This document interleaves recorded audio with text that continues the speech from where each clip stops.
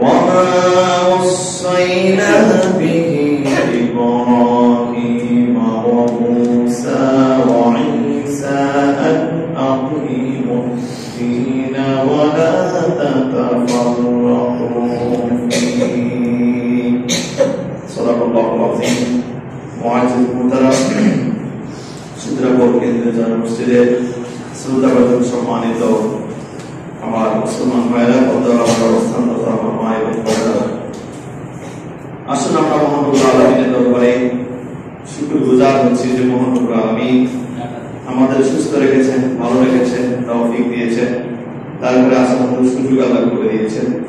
এই জন্য আমরা সকলে মহান রব্বুল আলামিনের দরবারে শুকরগুজার হচ্ছি। সকলে বলছি আলহামদুলিল্লাহ। আলহামদুলিল্লাহ।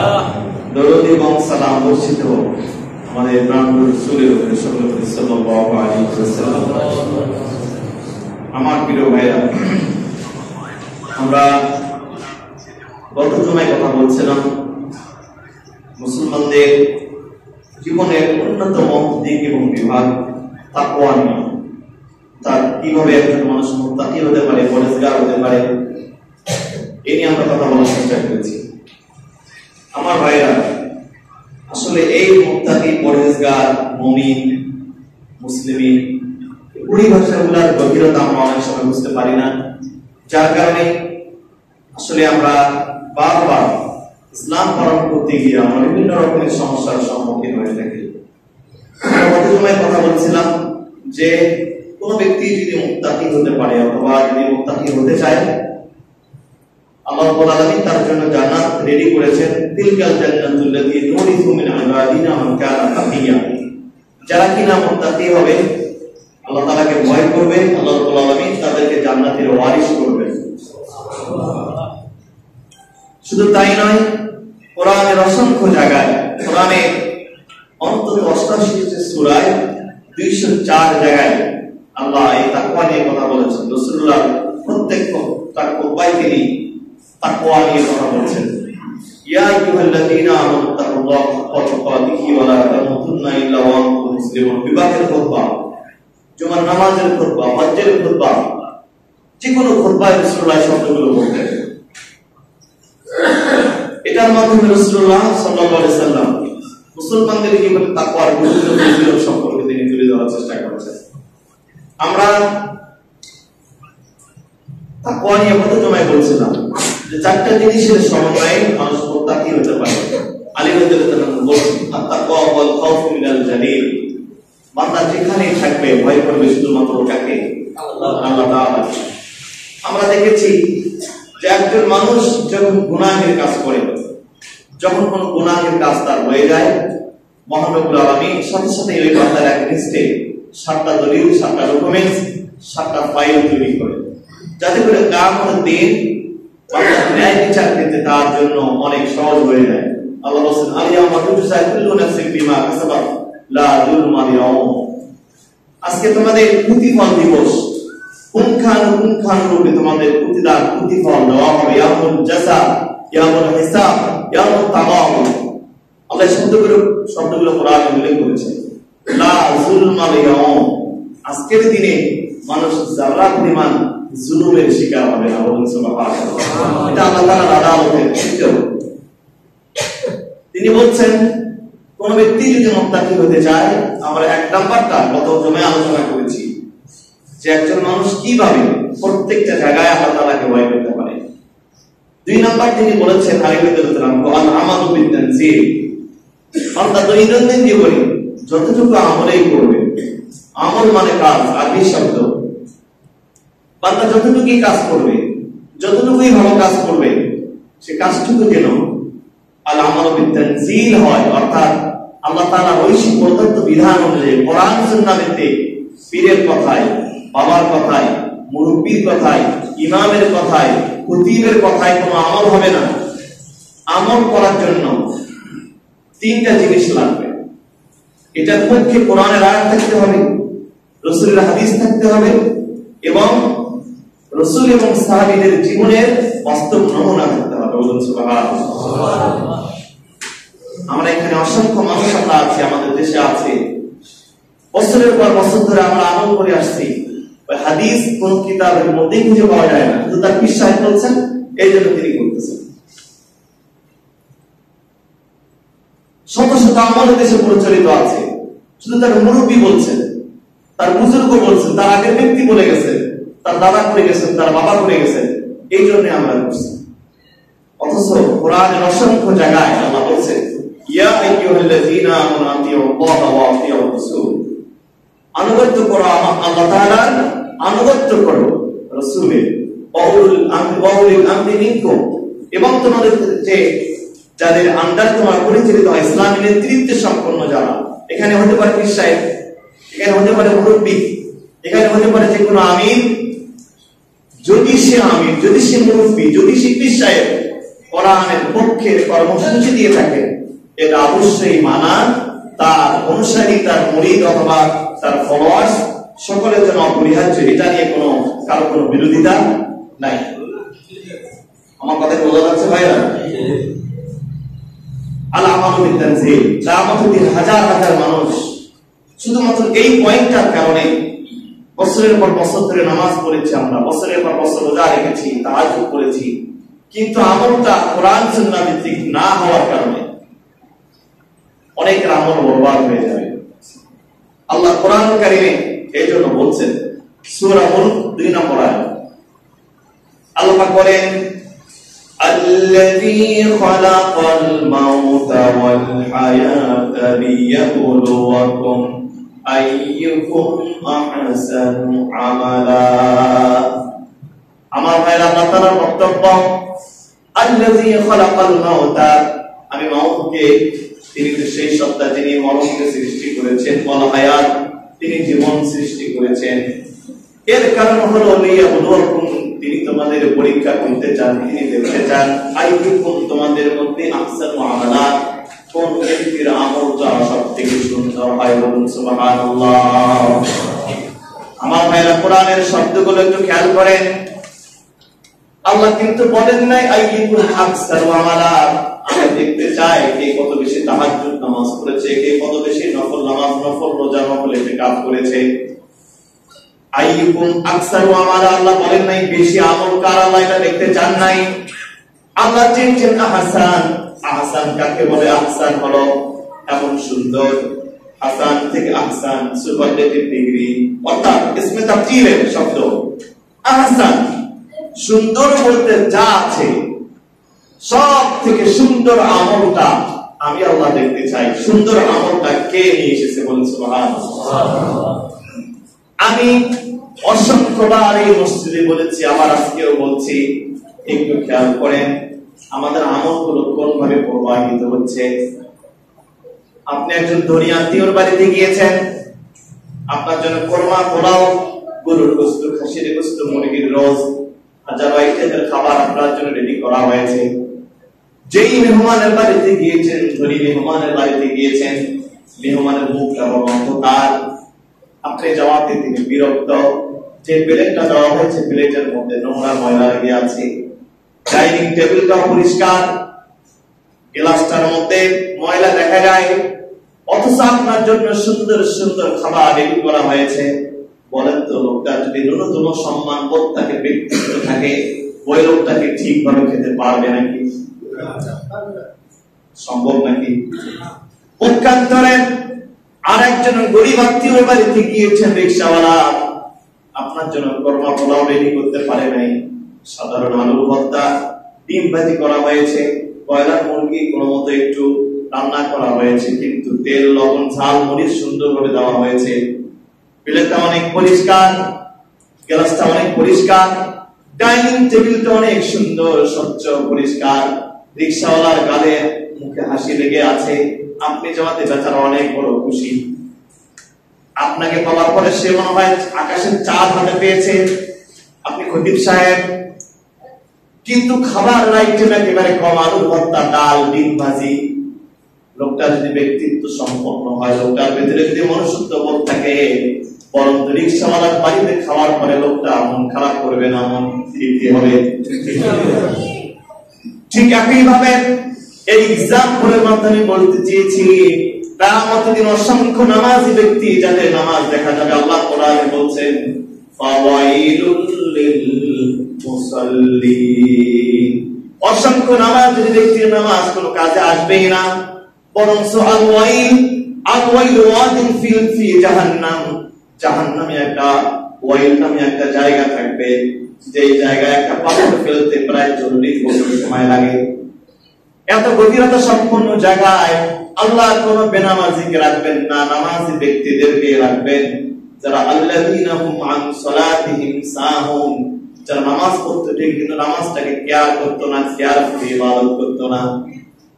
আপনাদের কাছে আমার প্রশ্ন, রিকশাওয়ালার বাড়ি থেকে তো আইটেম বেশি নয়, আইটেম কম, কিন্তু রিকশাওয়ালার যে ভালোবাসা, যে মহব্বত, যে পরিষ্কার পরিচ্ছন্নতা, মেহমানের মন কিন্তু কি হয়েছে, কলিজা ঠান্ডা হয়েছে, মন ঠান্ডা হয়েছে। ঠিক একইভাবে আপনি নিয়ত করেছেন আজকে 20 রাকাত তাহাজ্জুদ পড়বেন, সূরা ঠিক নাই, ঠিকভাবে রুকু করতেছেন না, সিজদা করতেছেন না, রুকু ঠিকভাবে দাঁড়ায় থাকতে হবে। যেই পরিমাণ আপনি রুকুর মধ্যে ছিলেন, ঠিক সেই পরিমাণ রুকুর মধ্যে দাঁড়ায় থাকাটা ওয়াজিব। তাহদিরে আরকান, এটা করা কি সুন্নাত না ওয়াজিব? ওয়াজিব। আপনি যখন করলেন না, রাকাতের সংখ্যা বাড়ালেন, কোরআন তেলাওয়াতের সংখ্যা বাড়ালেন, তেলাওয়াতের মান ঠিক নাই। আপনি নিয়ত করেছেন প্রতি মাসে 10টা খতম দিবেন, কোরআনের তাজবিদ ঠিকভাবে আদায় করলেন না, নামাজের রাকাতের সংখ্যা বাড়ালেন, সূরা কিরাত, রুকু, তাসবিহ, তাহলিল, তাহদির আরকান ঠিকভাবে করলেন না। সংখ্যা যতই বেশি হোক, আপনার আমল কিন্তু নষ্ট হতে বাধ্য। কিন্তু আপনি নিয়ত করেছেন আজকে আমি তাহাজ্জুদ মাত্র 4 রাকাত পড়ব, তাহাজ্জুদ বেশি পড়ব না, মাত্র 4 রাকাত পড়ব, কিন্তু নামাজটা হবে এত সুন্দর, রুকুতে অনেক লম্বা সময় থাকবে, সিজদার মধ্যে 10 মিনিট থাকবো, 2 সিজদার মাঝখানে আল্লাহুম্মা গফিরলি ওয়ারহামনি ওয়াহদিনি ওয়াআফিনি ওয়ারযুকনি পড়ব। 2 রাকাত নামাজ পড়তে আপনি সময় দিলেন 10 মিনিট, আর একজন 10 মিনিটে 10 রাকাত। বলেন তো ওই রাকাতের দাম বেশি না এই 2 রাকাতের দাম বেশি? 10 রাকাত থেকে 2 রাকাতের দাম কম না বেশি? আমরা এই জায়গাটাতে ভুল করছি অসংখ্য মানুষ। একটা কথা সারা জীবন মনে রাখবেন, ইসলামে কোয়ালিটি মেইনটেইন করা হয়, কোয়ান্টিটি আল্লাহ মেইনটেইন করেন না। অর্থাৎ সংখ্যা দিয়া ইসলামে কোনো কিছু বিবেচনা করা হয় না, এটার গুণগত মান দিয়ে আল্লাহ বিচার করবেন। আমার ভাইরা, আমি রাসূলুল্লাহ সাল্লাল্লাহু আলাইহি হাদিস থেকে শোনাই, আল্লাহ যাকারা সালাতে ইয়াওমান, রাসূল একদিন নামাজ নিয়ে কথা বললেন। তিনি বললেন, ফাকালা মান হাফাযা আলাইহা, যে ব্যক্তি নামাজকে দেখে, রাসূল কিন্তু মান আদ্দা সালাতা বললেন না, যে নামাজ, রাসূল বললেন মান হাফাযা আলাইহা, যে ব্যক্তি নামাজকে সংরক্ষণ করলো। এখানে নামাজ আদায় করার কথা বলা হয়েছে নাকি সংরক্ষণ করার কথা বলা হয়েছে?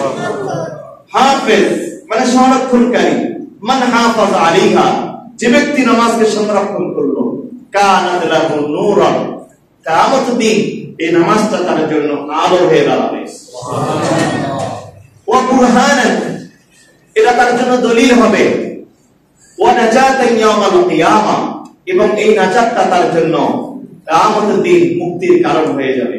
রাসূল 3টা শব্দ বললেন, নূরান, নূরান মানে আলো। রাসূল হাদিসে বলেছেন বুররাল মুহাজ্জালিন, কিয়ামতের দিন নামাজি ব্যক্তিদের ওজুর জায়গাগুলো থেকে, বিশ্বনবী সাল্লাল্লাহু আলাইহি সাল্লামের হাদিস, রাসূল বলেন ওজুর জায়গা থেকে নূর চমকাতে থাকবে, আর এই নূর দেখে দেখে রাসূল এই উম্মতদেরকে জান্নাতে নিয়ে যাবেন, সুবহানাল্লাহ। বুরহানান, দলিল হবে প্রত্যেকটা জায়গায়। কবরে মুনকার নাকির আসার আগেই মূলত একটা নামাজ নিয়ে প্রশ্ন আল্লাহ নিজেই করে ফেলবেন। মুসজিলাত লাহু শামসু ইনদা গুরুবিহা, বান্দা কবরে রাখার পরে পরে 40 কদম মানুষ যখন সরে যাবে, আল্লাহ ওই বান্দার কবরে সূর্যটাকে নিয়ে যাবে। আসরের নামাজের পরে মাগরিবের আগে সূর্য যেরকম হলুদ লাল বর্ণের আকার ধারণ করে, ওই রকম একটা সূর্য বান্দার কবরে দেওয়া হবে। বান্দার নামাজের কথা মনে আছে কিনা? বান্দা যদি নামাজি হয়ে থাকে, তাহলে মুনকার নাকির কি বলবে? দাউনি মুসাল্লি, মুনকার নাকির, দেখো আমার রক্ত চলে যাচ্ছে, আসরের রক্ত, আগে আমি নামাজ পড়ি, তারপর তোমাদের সাথে কথা বলবো। সুবহানাল্লাহ বলবেন না? আমার ভাইরা, আল্লাহ পাক বলবেন ইউসাব্বিতুল্লাহুল্লাযীনা আমানু বিল কওলি সাবিতি ফিল হায়াতিদ দুনিয়া ওয়াল আখিরাহ। আমার বান্দা নামাজি ছিল দুনিয়াতে, লোক দেখানো নামাজি নয়, সে নামাজকে সংরক্ষণ করেছে। আমি আল্লাহ খুশি হয়েছি, বাকি প্রশ্নের উত্তর আমি আল্লাহ স্বয়ং নিজে আমার বান্দার পক্ষে দিয়ে দেব। সুবহানাল্লাহ। এই যে রাসূল বললেন বুরহানান, নামাজটা দলিল হবে, কবরে দলিল হবে। এবং কিয়ামতে যখন বান্দা উঠবে, আউয়ালু মা ইউহাসাবু বিল আবদু ইয়াওমাল কিয়ামাতিস সালাত, কিয়ামতের মাঠে প্রথম প্রশ্ন হবে নামাজ নিয়ে। বান্দা এখানে পাস করবে, কিভাবে পাস করবে? আল্লাহ পাক বলবেন ইয়াওমা ইউশাফা আন সাকিন ওয়া ইয়াদউনা ইলা সুজুদি ফালা ইস্তাতিউন। আল্লাহকে দেখার পরই সেদিন কিয়ামতের দিন মানুষ সূর্য যেমন দেখে, ঠিক একই ভাবে সূর্যের মতো আল্লাহ তাআলাকে বান্দারা স্পষ্ট আল্লাহকে দেখতে পাবে। সুবহানাল্লাহ। সুবহানাল্লাহ বলবেন না? সুবহানাল্লাহ। আমার কত মুরব্বি চাচারা এখানে আছেন, শরীর সাপোর্ট করে না পৌষ মাসের দিনে, কিন্তু চাচা জামাতে ফজরের রক্ত মিস করেন, এরকম মুরব্বি নাই এখানে? অসংখ্য অসংখ্য মুরব্বিয়ানে কেরাম আছে। শীত, গ্রীষ্ম, বন্যা, ঝড়, নামাজ থেকে তাদেরকে ফারেক করতে পারে না। যে কোনো মূল্যে তারা জামাতে শরীক হয়েছে। এইরকম ব্যক্তিরা যখন 50 বছর ধরে নামাজ পড়েছে, আল্লাহকে কোনোদিন দেখেছি?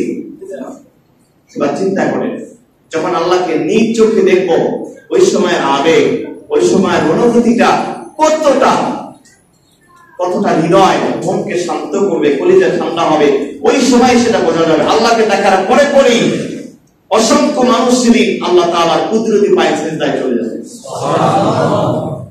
কিন্তু যারা বেনামাজি, এই তো নামাজ দলিল হচ্ছে, কবরের দলিল, কিয়ামতের মাঠের দলিল। কিন্তু যারা বেনামাজি চেষ্টা করবে কবরটাকে একটু বাঁকা করার জন্য, রাসূল বলেন ফায়াউদু যাহরাহু তালাকাম ওয়াহিদা, যারা পরিমাণ ওর কবরটাকে সে বাঁকা করতে পারবে। আল্লাহ পাক এবার যারা সিজদায় চলে গেছে, এই সিজদাটা এত লম্বা হবে, রাসূল বলেন সিজদাতুন তাবিলাতুন, এত লম্বা সিজদা দেবে মানুষ আল্লাহ কুদরতি পায়ে, বছরের পর বছর চলে যাবে, বান্দা টেরও পাবে না সে কিয়ামতের মাঠে আছে। সুবহানাল্লাহ। আল্লাহ বলবেন ইরফাউ রুসাকুম ফিদাকুম মিনান নার, বান্দা 50 বছর নামাজ পড়েছ, আমাকে দেখো নাই? এই নামাজ পড়তে গিয়ে তোমার ব্যবসার ক্ষতি হয়েছে, এই নামাজ পড়তে গিয়ে চাকরির ক্ষতি হয়েছে, এই নামাজ পড়তে গিয়ে অনেক কষ্ট স্বীকার করতে হয়েছে। ইরফাউ রুসাকুম, মাথা তোলো, ফিদাকুম মিনান নার, যাও জাহান্নাম থেকে মুক্ত করে দাও। সুবহানাল্লাহ। কিয়ামতের মাঠে নামাজ দলিল হলো কি হলো না? কবরে দলিল হলো, কিয়ামতের মাঠে দলিল হবে। রাসূল এবার বললেন ওয়ানাজাতিন ইয়াউমাল কিয়ামা, এবং তার জন্য এই নামাজটা নাজাতের কারণ হয়ে যাবে। এবার সেই রাসূল বলছেন ওমান লাম ইউহাফিজ আলাইহা, যে ব্যক্তি নামাজ পড়ে, নামাজকে সংরক্ষণ করে, নামাজ পড়ে, নামাজকে কি করে না? এখানে রাসূল বেনামাজির কথা বলছেন না, ভালো করে বুঝেন। এখানে রাসূল বেনামাজির কথা বলছেন না, বলছেন ওমান লাম ইউহাফিজ আলাইহা, নামাজ পড়ে ঠিকই, নামাজটাকে সংরক্ষণ করে না, তার কি হবে?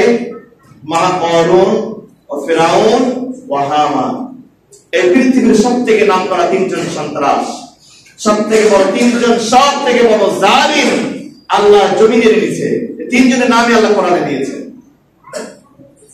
ফিরাউন, হামান, কারুন, এবং রাসূল বলেন ওয়া উবাই ইবনে খালদ, মক্কার সবথেকে নামকরা মুনাফিক। রাসূল বলেন যারা নামাজ পড়লো ঠিকই, কিন্তু নামাজকে সংরক্ষণ করলো না, এদের হাসর হবে ফিরাউন, হামান, কারুন এবং উবাই বিন খালদের সাথে। নাউজুবিল্লাহ বলবেন না? আচ্ছা, এটা কি বেনামাজি নাকি নামাজি ভাই? নামাজি। সবাই কথা বলেন না কেন? নামাজি। এটা নামাজি।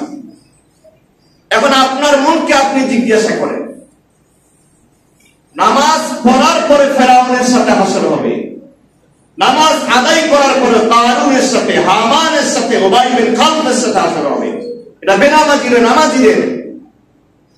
আমি মনে করি আমাদের বাংলাদেশের রাসূল যদি আজকে জিন্দা থাকতেন আর আমাদের বাংলাদেশে আসতেন, রাসূল বলতেন এদেশের শতকরা নয়, হাজারের মধ্যে 9000, আপনার হাজারের মধ্যে 999 জন ব্যক্তির নামাজ হচ্ছে। 100 বাদ দিলাম, 100-এর মধ্যে কোনো পার্সেন্টেজ নাই, হাজারের মধ্যে একজন মানুষের নামাজ হচ্ছে কিনা আল্লাহ তাআলা জানেন। এটাও কনফার্ম না।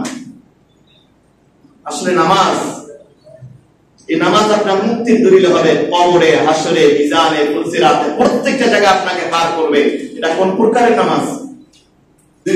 দুই চারটা ঠেকা ছাড়া সিজদা দিলেন আর খতিব সাহেবকে বুঝালেন, মুসলমানদের খাতায় নামটা রাখলেন, ভোটার লিস্টের নাম রাখা আপনার আব্দুল করিম আব্দুল রহিম, এই প্রকার নামাজ দিয়ে নাজাত পাওয়া যাবে? আমার ভাইরা, এই জন্য আসুন না, এই নামাজ পড়ে যদি ফেরাউনের সাথে হাসর হয় তাহলে খামাখা কষ্ট করে কোনো দরকার নেই, সময়টা আপনি অন্য কাজে রাখেন। নামাজটাকে কেমনে নামাজটা সংরক্ষণ করব? নামাজ কিভাবে সংরক্ষণ করা যায়? নামাজ সংরক্ষণের জন্য সবার আগে যারা জানতে হবে নামাজের যে ফরজগুলো আছে, 13 ফরজ। এখানে যদি জিজ্ঞাসা করি কয়েকটা ডিগ্রি নিয়ে ফেল করবেন। ফরজগুলো আমরা জানি না, ফরজই জানি না, কি হবে নামাজ দিয়া? নামাজের শরীর পাক, এগুলা ভিতরে কাপড় পাক, নামাজের জায়গা পাক। শরীর পাক যদি বলি, শরীর পাকের কথায় যদি আসি, এখানে যারা আছেন কেউ কি নাপাক গায়ে মসজিদে আসছেন? কেউ কি কোনোদিন আসবে? আল্লাহ কেন শরীর পাকের কথা বললেন? ইসলামের হুকুমগুলো আপনাকে বুঝতে হবে।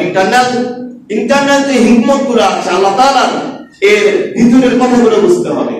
আমাদের ফরজ করা হয়েছে, এটা সুন্নত করা হয়নি শরীর পাকে। আল্লাহ জানেন কিয়ামত পর্যন্ত কোনোদিন কোনো মানুষ স্ত্রী সহবাস করে মসজিদে আসবে না। এটা কোনোদিন কোনো সাপোর্ট করবে?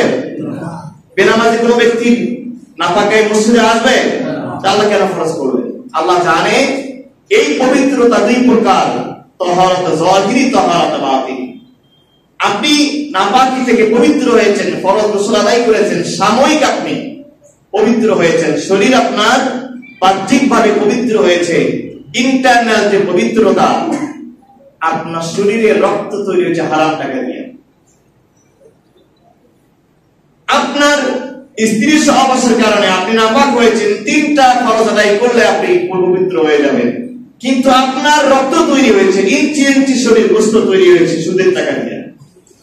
আপনার প্রত্যেকটা গোস্ত হাড় তৈরি হয়েছে, মাংস পিণ্ড তৈরি হয়েছে ঘুষের টাকা দিয়ে, চাঁদাবাজির টাকা দিয়া চাকরি করেছেন, ঘুষের অসংখ্য লক্ষ লক্ষ টাকা দিয়া বাড়ি করেছেন, গাড়ি করেছেন, ব্যবসা করেছেন, বাণিজ্য করেছেন, ইত্যাদি অনেক কিছু করেছেন। আপনি আপনার বড় বিশ্বাস হয়েছে। আমি আপনাকে বলি, স্যাভলন সাবান দিয়া শরীর পরিষ্কার করা যায়, কিন্তু রক্ত পরিষ্কার করার কোন মেশিন পৃথিবীতে আবিষ্কার হয়নি। আপনি রক্ত পরিষ্কার করবেন? আমার ভাইরা, মসজিদে আসার সময় সাপোজ আপনার পাঞ্জাবের মধ্যে গরুর পেশাব লাগছে, কোন সচেতন ব্যক্তি ওই কাপড়টা পরে আসবেন? সম্ভব হলে কি করবেন? সেটা পরিষ্কার করবেন, পরিষ্কার করে ফেলবেন, অথবা বাড়ির দিকে কাপড়টা যদি আশেপাশে বাড়ি হয় চেঞ্জ করে আসবেন, না হলে পানি দিয়ে পরিষ্কার করে মসজিদে আসবেন। এখন আপনি জানেন গরুর পেশাব লাগলে কাপড়টা কি হয়েছে? নাপাক হয়েছে। এটা আপনার বাহ্যিক পবিত্রতা। রাসূলের হাদিস, মান ইস্তারা সাওবান বিআশরাতি দারাহিম, যে ব্যক্তি একটা কাপড় কিনে 10 দিরহাম দিয়া, ফিহি দিরহামুল হারাম, ওই টাকার মধ্যে 1 টাকা হারাম আছে। কাপড়ের দাম কয় টাকা? 10 টাকা। হারাম কয় টাকা? 9 টাকা হালাল, 1 টাকা হারাম। 9 টাকা হালাল, হারাম 1 টাকা। রাসূলের বক্তব্য হলো লাম ইয়াকবালুল্লাহু সালাতাহু মা দামা আলাইহি, এই কাপড় পরে তুমি যত রকমের ইবাদত করবে, এই ইবাদত আল্লাহর দরবারে পৌঁছবে না। আমরা আসলে ইসলামটাকে, আমরা ইসলামের খোলসটা রেখেছি, ইসলামের মূল ডিসটা, ইসলামের মূল স্পিরিটটা, ইসলামের মূল স্লোগানটা আমরা বুঝতে ব্যস্ত হয়েছি। আমরা কাপড়ের মধ্যে একটু দাগ লাগলে, একটু পেশাব লাগলেই আমরা ওটা পরিষ্কার করে আর মসজিদে আসি না। কিন্তু আপনার টাকা টপ টু বটম হারামের টাকা দিয়ে আপনি কাপড় পরে মসজিদে এসেছেন। জায়নামাজটা আপনার হারামের টাকা দিয়া, টুপিটা হারাম টাকা দিয়া, তসবিহটা হারাম টাকা দিয়া, সব কিছু হারাম টাকা দিয়া। গরুর পেশাব লাগলে আপনি সতর্ক, কিন্তু হারাম টাকা দিয়ে দিনের পর দিন কাপড় পরতেছেন, ওই কাপড় পরে, হেরামের কাপড় পরে বাবা জিয়ারত করে আসতেছেন। এতটুকু ফিলিংস আপনার নাই যে আল্লাহ এখনো কানা হয় না, আল্লাহ এখন আপনার হারাম টাকা জানেন। আপনি কোন টাকায় কাপড় পরেন এটা আল্লাহ তাআলা জানেন না? আমার ভাইরা, এজন্য আমি আপনাদের বলি, ইসলামটাকে আমরা এখনো চিনতে পারি নাই। আসলে ইসলামকে আমরা ইসলামের বাহ্যিক জিনিসটা দেখেছি, ইসলামের ইন্টারনাল বিষয়গুলো আমরা এখনো বুঝতে ব্যর্থ হয়েছি। আমি বলছিলাম যে যতটুকু আমল আমরা করব, আমলটা হতে হবে আল আমালু বিল তানজিল। এখন যদি আমি আপনাদের প্রশ্ন করি, সব থেকে উত্তম আমলটা কি বলতে দেখি আপনারা? এটার ভেরিয়েশন আছে, রাসূলুল্লাহ তিনি ভেরিয়েশন এনেছেন। একজন সাহাবী প্রশ্ন করেছেন, ইয়া রাসূলুল্লাহ আইয়ুল আমালি ফিল ইসলাম, ইসলামে কোন কাজটা উত্তম? রাসূল বলছেন তুতিউত তাআম ওয়া তুতিউস সালাম, বেশি করে মানুষের খাবার খাওয়াও আর বেশি করে সালাম দাও। সুবহানাল্লাহ, সুবহানাল্লাহ। এটা রাসূলুল্লাহ যেহেতু মনোবিজ্ঞানী ছিলেন, তিনি ওই সাহাবীর খবর রাখতেন। এই সাহাবীর মানুষকে খাওয়ানোর অভ্যাস কম আর সালাম দেওয়ার অভ্যাস কম, তাই জন্য এই প্রেসক্রিপশন তিনি ওই দুটো দিয়েছেন। আরেকজন সাহাবী প্রশ্ন করেছে, ইয়া রাসূলুল্লাহ আইয়ুল ইসলামে খায়রুল, ইসলামে কোন কাজটা উত্তম? রাসূল বললেন আস-সালাতু লিওয়াক্তিহা, নামাজ আদায় করা সময় মতো। বলেন সুবহানাল্লাহ। দুটোর মধ্যে কি মিল আছে? না। আরেকজন, তার মানে এই সাহাবীর নামাজের ব্যাপারে একটু হলেও হয়তো কি ছিল? অসচেতনতা ছিল। আর একজন সাহাবী প্রশ্ন করেছেন, ইয়া রাসূলুল্লাহ আইয়ুল ইসলামে খায়রুল, ইসলামে কোন কাজ উত্তম? রাসূল বলেছেন আল জিহাদু ফি সাবিলিল্লাহ। হয়তো ওই সাহাবী জিহাদের স্পৃহাটা কম ছিল। আরেকজন সাহাবী প্রশ্ন করেছেন যে মান আহাকু বিহসনি সাহাবী, অর্থাৎ আমার কাছ থেকে সবথেকে উত্তম হক, সবথেকে বেশি হক কে আমার কাছ থেকে পাবেন? রাসূল বললেন উম্মুহা, তোমার মা। রাসূল তিনবার বললেন। তার মানে রাসূলুল্লাহ ব্যক্তি বিশেষে, রাসূল যেহেতু মনোবিজ্ঞানী ছিলেন, মনোচিকিৎসক ছিলেন, তিনি ব্যক্তি বিশেষের আলোকে তিনি প্রেসক্রিপশন দিয়েছেন, ওষুধ দিয়েছেন, তিনি ট্রিটমেন্ট নির্ধারণ করেছেন। কিন্তু ওভারঅল যদি আপনাকে বলি, ওভারঅল ইসলামের সর্বপ্রথম কোন আমলটা গুরুত্বপূর্ণ, তাহলে সেটা হবে আল্লাহর জমিনে আল্লাহর দ্বীন কায়েম করা। এটা কি আপনারা বুঝতে ব্যর্থ হয়েছেন? আপনারা অনেকেই বলছেন না বুঝে হ্যাঁ বলছেন, অনেকেই না বুঝে হ্যাঁ বলছেন। আসলে আনাকিমুদ্দিন, দ্বীন কায়েম করা আল্লাহর জমিনে, এই কথাটা জীবনে কোনোদিন শোনেন নাই এমন কোন মানুষ কি এখানে আছেন? সবাই শুনেছি। কিন্তু আসলে দ্বীন কায়েম শব্দটা বলতে কি বোঝায়, দ্বীন কায়েমের মূল থিমটা কি, এটা আসলে অনেকে মনে করে জামাতের একটা এজেন্ডা, জামাতের একটা স্লোগান, আল্লাহর জমিনে আল্লাহর দ্বীন কায়েম করা। আমরা এই নিয়ে অনেক কথা শুনছি, কিন্তু আমি বলি যে দ্বীন কায়েম করা নামাজের থেকে অনেক বড় ইবাদত। সব ইবাদতের ইবাদত হলো আল্লাহর জমিনে দ্বীন কায়েম করা। কিভাবে? দেখেন, খন্দকের যুদ্ধ ৫ম হিজরিতে জিলকদ মাসে মক্কা থেকে ৩০,০০০ কুরাইশে আপনার মুশরিক ইহুদি সমন্বয়ে তারা মদিনা আক্রমণ করবে। বিভিন্ন রাসূল মক্কা থেকে মদিনায় যাওয়ার পরে চতুর্দিক থেকে ষড়যন্ত্র করা হচ্ছে মদিনার এই ছোট্ট রাষ্ট্রটাকে ধ্বংস করার জন্য। রাসূল সাল্লাল্লাহু আলাইহি ওয়াসাল্লামের সাথে তখন ৩০০০ সাহাবী মাত্র, আর এই দিকে আসতেছে ৩০,০০০। রাসূলুল্লাহ সিনিয়র সাহাবী সালমান ফারসি রাদিয়াল্লাহু তাআলা আনহুর সাথে পরামর্শ করলেন। রাসূল বললেন, সালমান ফারসি, এই ছোট্ট রাষ্ট্র মদিনা যদি আক্রান্ত হয়ে যায়, ওরা ৩০,০০০ আসতেছে, ওদের শস্ত্র আছে, ওরা সুসজ্জিত, ওরা ট্রেনিং প্রাপ্ত সেনা সদস্যদের সাথে আছে। আমার সাহাবীদের তো এরকম কোনো ট্রেনিং দেওয়া নাই, আমাদের কোনো অস্ত্র নাই, কি করা যায় তুমি পরামর্শ দাও। বিশ্বনবী জনাবে মুহাম্মদ রাসূলুল্লাহ এত বড় একজন মানুষ, কিন্তু সব সময় তিনি সাহাবীদের সাথে পরামর্শ করে কাজ করতেন। সুবহানাল্লাহ বলুন। আমার ভাইয়েরা, এটা রাসূলের সুন্নাত। এজন্য বাড়িতে যখনই কোনো কাজ করবেন, হয়তো বা ডিসিশনটা আপনি নেবেন, এটা ঠিক আছে, ডিসিশন মেকার আপনি, কিন্তু রাসূলের সুন্নাত যদি আদায় করেন, বাবাকে যদি জিজ্ঞাসা করেন, মাকে যদি জিজ্ঞাসা করেন, স্ত্রীকে যদি বলেন, ছোট ছোট ছেলে মেয়েদেরকেও যদি বলেন, সবাই মিলে পরামর্শ করে কাজ করলে আল্লাহ এটাতে বরকত দান করবেন। ডিসিশনটা আপনি নেন, কিন্তু রাসূলের সুন্নাহটা আদায় করেন, এটাতে আল্লাহ বরকত দিয়ে থাকেন। কোরআনুল কারীমে সূরাত শুরা পরামর্শ নামে আল্লাহ একটা সূরা দিয়েছেন, আমরা যেন পরামর্শ ভিত্তিক কাজ আমরা করি, এটা আল্লাহর সিদ্ধান্ত। এই যে জালিম সরকার পতন হয়েছে, এই ফেরাউনের গোষ্ঠী চলে গিয়েছে, পতন হওয়ার অন্যতম একটা কারণ হলো এই রাষ্ট্রের একজন ব্যক্তি সিদ্ধান্ত দিয়ে, সে হলো এই নব্য মহিলা, ফেরাউন মহিলা, ঠিক কিনা? প্রত্যেকটা সিদ্ধান্ত ওই মহিলার কাছ থেকে আসতো। এটা ধ্বংস আর অন্যতম একটা কারণ। মানে ছোট্ট ছোট্ট কিছু বিষয় কোন নেতা কথা বলতে পারতো না, ওই সিদ্ধান্ত কার কাছ থেকে আসা লাগবে? হাসিনার কাছ থেকে আসতে হবে। একটা রাষ্ট্রের মূল চাবিকাঠি সব তার হাতের মধ্যে ছিল। সেকেন্ড বলতে কেউ নাই, ওবায়দুল কাদের আপনারা যাই বলেন, কিন্তু একজনই ব্যক্তি, দলের পলিসি মেকার একজনই বন্টন করতো, সে হল মহিলা। এটা ধ্বংসের অন্যতম একটা কারণ ছিল তাদের। এখানে সেকেন্ড কোন ব্যক্তির মতামতের কোন সুযোগই ছিল না, যা বলবেন তিনি একাই করবেন, এবং সে মহিলা। এটা তো একই সুন্নাহ বিরোধী, এবং সে সিদ্ধান্তটা কে নিত? মহিলা নিত। এই জন্য আপনাদের সজাগ থাকতে হবে। স্বাধীনতা পেয়েছেন তো এটা মনে করেন না, এরকম আবার যদি কোন তাদের উত্তরসূরি বা তাদের সমপর্যায়ের কারো কাছে আবার যদি ক্ষমতা যায়, ওই ভোগান্তি আবার আপনাদের পোহাতে হবে। কারণ কোন মহিলার মস্তিষ্ক থেকে শতভাগ কল্যাণমূলক সিদ্ধান্ত আসতে পারে না। এটা আল্লাহ তাআলার সিদ্ধান্ত। দেখেন না, এই যে আদম থেকে মুহাম্মদ পর্যন্ত একজন মহিলা নবী আল্লাহ পাঠিয়েছেন, এটা সৃষ্টিগত কিছু দুর্বলতা তাদের আছে। ইসলামী রাষ্ট্রে এই জুমার নামাজ আদায় হচ্ছে, জুমার নামাজের 6টা শর্ত আছে।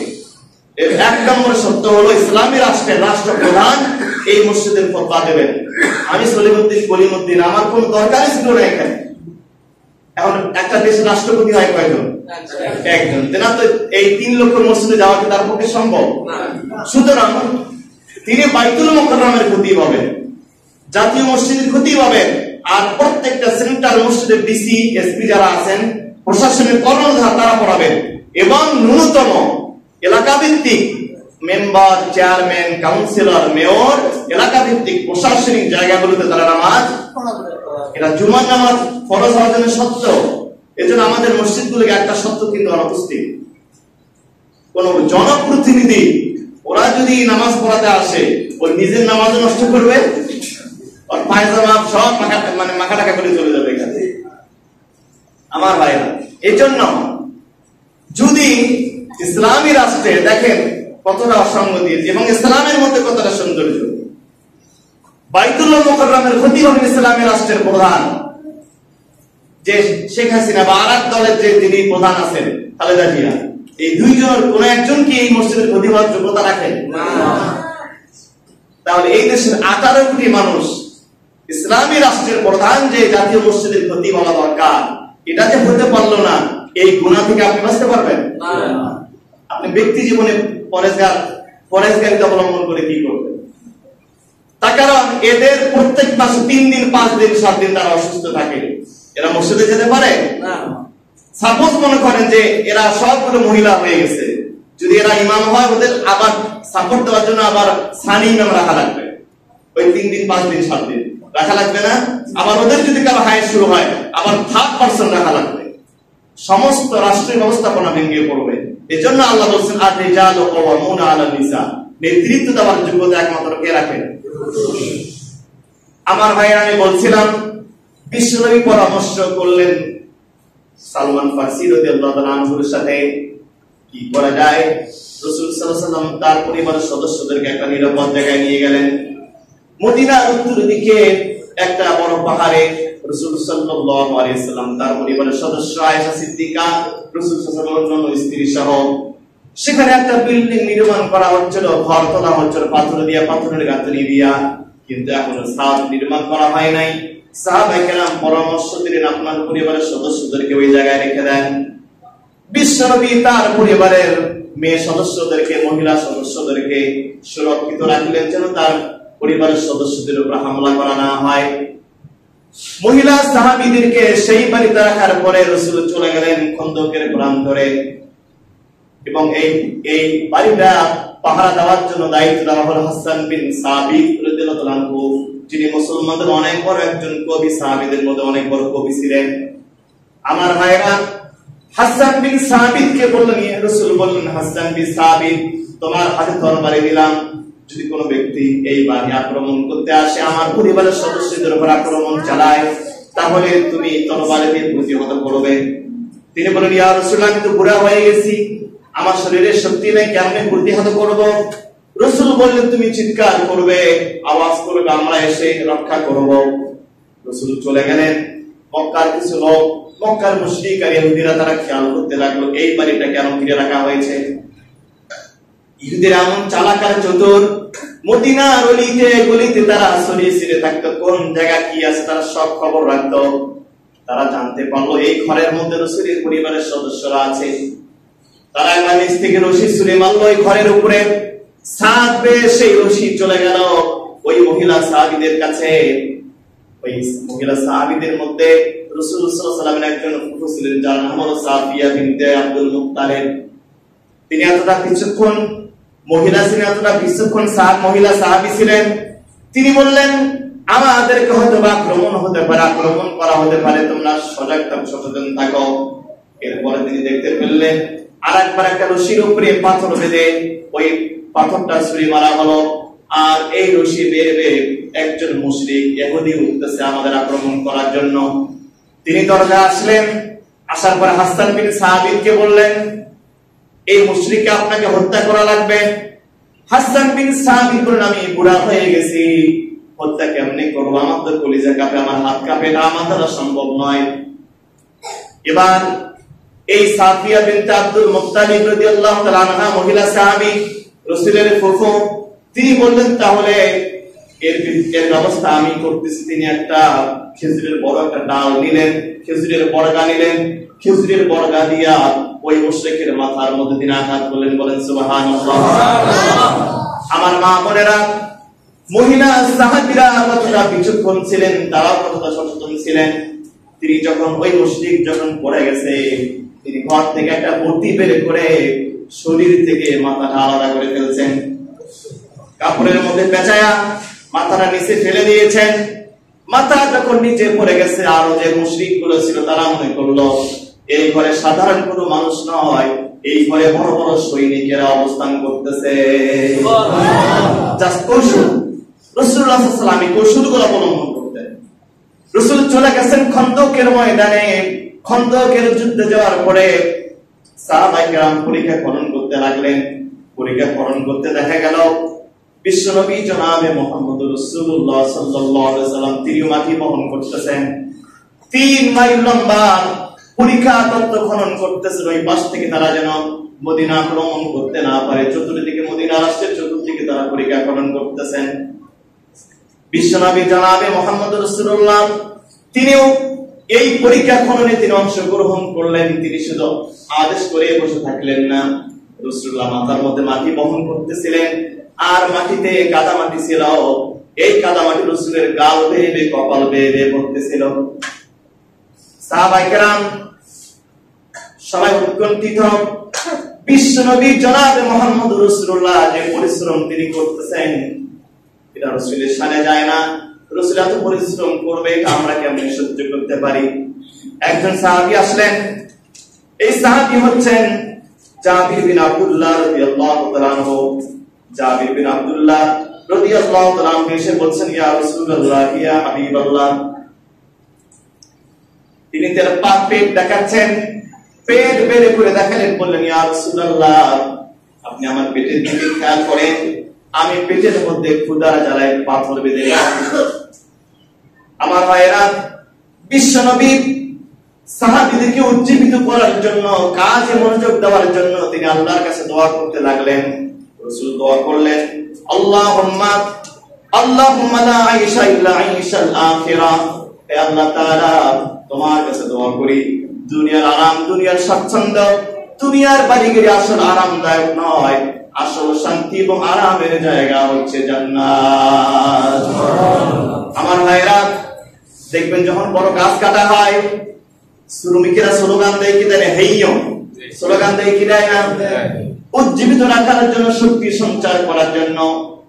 খন্দকের যুদ্ধে রাসূল শক্তি সঞ্চার করার জন্য, সাহাবীদের মনোবল ধরে রাখার জন্য তিনি আল্লাহর কাছে দোয়া করতেছেন, আল্লাহুম্মা লা ঈশা ইল্লা আইশুল আখিরাহ। ইয়া আল্লাহ, আমার সাহাবীরা অনেক পরিশ্রম করে পরীক্ষা খনন করতেছে, তুমি তাদের জন্য জান্নাতে আরামের ব্যবস্থা করে দিও। সাহাবায়ে কেরাম বারবার ক্লান্ত হয়ে যাচ্ছেন, তার কারণ তাদের পেটের মধ্যে খাবার নাই। অনেকে 2-3 দিন ধরে উপবাস করা, অনেকে পেটের মধ্যে ঠিকভাবে খাবার নাই। আমার ভাইরা, একজন সাহাবী এসে জাবির বিন আব্দুল্লাহ যখন পেট দেখালেন, পেটের মধ্যে পাথর বাঁধা, রাসূল এবার নিজের কাপড়টা উঁচু করে না বললেন, জাবির তুমি দেখো, তুমি খোদার জ্বালায় একটা পাথর বেঁধেছো, আমি মুহাম্মদ খোদার জ্বালায় 2টা পাথর বেঁধে রেখেছি। আমি মুহাম্মদ, আমার পেটের মধ্যে 2টা পাথর বাঁধা। আমার ভাইরা, বিশ্বনবী জনাবে মুহাম্মদুর রাসূলুল্লাহ এমন একজন নেতা আছেন, আর এমন নেতৃত্ব তিনি শিখিয়েছেন। আমাদের নেতারা অর্ডার করে তারা এসি রুমে বসে থাকে, আর কর্মীরা হাজার হাজার কর্মী রাস্তায় মারা যায়। এরকম নেতা আছে না নাই? আমার যুবক ভাইরা, আপনি বলেন আমি অমুকের সৈনিক, অমুকের দলের লোক, আমি বলি যুবক সবার আগে বলবে আমি মুহাম্মাদের সৈনিক। যুবকদের স্লোগান হবে, আমরা বলি যে আমার নেতা অমুক নেতা তমুক নেতা। প্রত্যেকটা মুসলমানের কলিজার স্লোগান হচ্ছে তোমার নেতা আমার নেতা বিশ্বনবী মুস্তাফা। এটা মুসলমানদের কলিজার স্লোগান। আমার ভাইরা, বিশ্বনবী পেট যখন বের করে দেখালেন, এবার জাবির বিন আব্দুল্লাহ তিনি বুঝতে পেরেছেন রাসূলের খোদার জ্বালার কথা। মদিনায় কয়েকজন গরীব সাহাবী বেলাল, আম্মার, জাবির বিন আব্দুল্লাহ তারা সবথেকে গরীব পর্যায়ের সাহাবী ছিলেন। তিনি আর সহ্য করতে পারলেন না, রাসূলকে বলেন, ইয়া রাসূল আমাকে একটু ছুটি দেন, আমাকে কয়েক মিনিটের জন্য ছুটি দেন, আমি একটু বাড়িতে যাব, আমি একটু খাবারের ব্যবস্থা করতে পারি কিনা, বাড়িতে যাব। জাবির বিন আব্দুল্লাহ দৌড় মারলেন, বাড়িতে গিয়ে বলেন, স্ত্রী রে, আমি যে দৃশ্য দেখেছি আমার কলিজা ফেটে যাচ্ছে। যেই বিশ্ব নবী আমাদের জান্নাতের পথ দেখান, যে নবীজি মেরাজে গিয়েছেন, এত সম্মানিত একজন মানুষ খোদার জ্বালায় 2টা পাথর বেঁধেছেন, এমন দৃশ্য কেমনে সহ্য করে বাড়িতে কোনো খাবারের ব্যবস্থা আছে নাকি? স্ত্রী বলছে, স্বামী রে, একটা ছোট্ট ছাগল আছে আর 1.5 কেজি আটা আছে, এইটুকু ছাড়া আমার পরিবারে আমার বাড়িতে খাবারের মতো কিছুই নাই। স্বামী বললেন, তুমি এইটুকুই ব্যবস্থা করো, আমি রাসূলকে কানে কানে দাওয়াত দিয়ে আসতেছি। তিনি আবার আসলেন খন্দকের ময়দানে এসে বলেন, ইয়া রাসূলুল্লাহ, যদি বেয়াদবি না মনে করেন আমার বাড়িতে দাওয়াত দেবেন, আপনি যাবেন, আর কয়েকজন সাহাবী 2-3 জন সাহাবীর সাথে নিতে পারেন, আমার বাড়িতে আপনি খাবারের দাওয়াত নেবেন। এই কথা শোনা মাত্র বিশ্বনবী একজন সাহাবীকে বলে দিলেন, এই খন্দকের যুদ্ধে ঘোষণা করে দাও, প্রায় 3000 সাহাবী সবার কাছে সংবাদ পৌঁছায় দাও, জাবির বিন আব্দুল্লাহ সবার জন্য দাওয়াতের ব্যবস্থা করেছে। আমার ভাইরা বলেন তো, আটা কয় কেজি? 1 থেকে 1.5 কেজি ছাগল ছোট্ট একটা, সর্বোচ্চ 10 থেকে 12 জন মানুষ খাওয়া যেতে পারে, এর বাইরে হওয়ার কোনো সুযোগ নাই। জাবির বিন আব্দুল্লাহর মাথার উপরে যেন আকাশটা ভেঙে পড়েছে।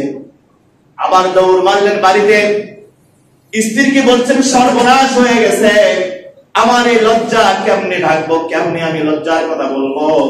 আমি তো দাওয়াত দিয়েছি রাসূলকে, তার সঙ্গী সাথে 2-3 জনকে দাওয়াত দিয়েছিলাম, রাসূল এবার 3000 সাহাবী সবাইকে দাওয়াত দিয়ে ফেলেছেন। স্ত্রী বলতেছেন, আমার মা বোনেরা কান খাড়া করে শুনেন, মহিলা সাহাবীদের ঈমান কতটা শক্ত ছিল। ওই মহিলা সাহাবী বললেন, আমার মেহমান 3 থেকে 4 জন, সুতরাং সেই অনুযায়ী খাবারের ব্যবস্থা আমরা করব, আর রাসূলের মেহমান 3000, বাকিটার ব্যবস্থা আল্লাহ রাসূলই করবেন। বলেন সুবহানাল্লাহ। আমার ভাইরা, বিশ্বনবী বললেন, জাবির বিন আব্দুল্লাহ তোমার স্ত্রীকে বলে দিবা, যখন খাবার রান্না করা হবে, রান্না করার সময় গোশতের হান্ডি যেন ঢাকনা না খোলে, আর আটা যখন রুটি যখন তৈরি করা হবে, রুটি যেন ঢাকনা না খোলে, আমি যতক্ষণ না দেব ততক্ষণ পর্যন্ত যেন হাত না দেয়। রান্না রেডি করা হলো। রান্না রেডি করার পর রাসূল আসলেন, রাসূল নিজের মুখ থেকে থুতু বের করলেন আর খাবারের সাথে মিশালেন, আর বললেন 10 জন করে খাবার খাওয়াও। আর সাহাবীদের বলে দেন, আজকে পেট খালি রাখবা না, সবাই পেট ভর্তি করে খাবা। বলুন না সুবহানাল্লাহ। রাসূলের সুন্নাত ছিল পেট 1 ভাগ পানি এক ভাগ খাবার আর এক ভাগ ফাঁকা থাকবে। আজকে সাধারণ ঘোষণা হলো সবাই পেট ভরে খাইতে হবে। তর্জন করে খাওয়ানো হচ্ছে। জার বিন আব্দুল্লাহ চোখ থেকে পানি পড়তেছে না জানি কোন সম্মানী হয়ে যায়। 10-20 জন 15 জন এইভাবে করে 2-3 ব্যাচ যখন খাবার হয়ে গেছে, জার বিন আব্দুল্লাহ বুঝতে আর কষ্ট রইল না। এখন খাবারের ব্যবস্থা স্বয়ং আরশ থেকে মহান আল্লাহ করতেছে। 3000 সাহাবী খেলেন। এবার রাসূল বললেন ঢাকনা খোলো। ঢাকনা খোলার পর দেখা গেল যে পরিমাণ খাবার রান্না করা হয়েছে ওই পরিমাণ খাবার এখনো পাতিলের মধ্যে রয়ে গেছে। আমার ভাইরা, এই ঘটনা বলার উদ্দেশ্য হলো দিন কায়েমের সব ইবাদতের বড় ইবাদত এইটা বলার জন্য। এই খন্দকের যুদ্ধের দিন রাসূলুল্লাহ সাল্লাল্লাহু আলাইহি সাল্লাম যোহরের আযান দিল। সাহাবীরা বললেন, ইয়া রাসূলুল্লাহ, আমাদের নামাজ পড়তে হবে, নামাজ আদায় করাটা ফরজ। রাসূল বললেন, দেখো নামাজ পড়তে আধা ঘন্টা 1 ঘন্টা সময় লাগবে। এই সময়টা যদি আমরা এখন বিরতি দেই, এই সময়টা বিরতি দিলে দেখা যাবে এই সময় মদিনা আক্রমণ করা হতে পারে। আর মদিনা আক্রমণ করলে আমরা সবাই ধ্বংস হয়ে যাব। সুতরাং দিন কায়েমের জন্য আজকে নামাজ মুলতবি থাকবে, তারপর দিন কায়েমের কাজ করতে হবে। নামাজের থেকে বড় ইবাদত কোন আছে? রাসূল বললেন আধা ঘন্টার জন্য যদি আমরা এই কাজ থেকে পারে হয়ে যাই, তাহলে এই সুযোগই তারা মদিনা আক্রমণ করবে আর আধা ঘন্টার মধ্যে আমরা ধ্বংস হয়ে যাব। রাসূল আজকে নামাজ মুলতবি থাকবে, আগে দিন কায়েমের কাজ করব। সুবহানাল্লাহ বলবেন না? এবার বলেন তাহলে নামাজ পড়া ফরজ। যেই নামাজ দিন কায়েমের জন্য মুলতবি হয়ে যায় তাহলে বুঝতে হবে দিন কায়েমটা হচ্ছে ফরজের উপরে ফরজ। কথা বলছেন না ভাই? এই জন্য দিন কায়েম যদি হয়ে যায়, দিন কায়েম হয়ে গেলে অনেক ইবাদত আছে অটোমেটিক চালু হয়ে যাবে। আর দিন কায়েম না হলে অনেক ইবাদত শত ইচ্ছা থাকলেও আপনি আদায় করতে পারবেন না। এজন্য দিন কায়েমের মূল জিনিসটা, মূল থিমটা, এর পরিব্যক্তি, এর ক্ষেত্র, এর সুবিধা, এর দিক নির্দেশনা নিয়ে এর পরিচয় মুফাসসিরিন কিরাম কেমনে উল্লেখ করেছেন। আমরা আগামী জমায় দিন কায়েমের পুরো একটা ফিরিস্তি, একটা স্থির চিত্র, একটা রিয়েল পিকচার আপনাদের সামনে তুলে ধরার চেষ্টা করা হবে ইনশাআল্লাহ। আমি যতটুকু বলেছি যে আমল যতটুকু করতে হবে, এই আমলটা হতে হবে কিসের ভিত্তিতে? কোরআন সুন্নাহ ভিত্তিক। এই যে এই পয়েন্টে আজকে আমরা কথা বলেছি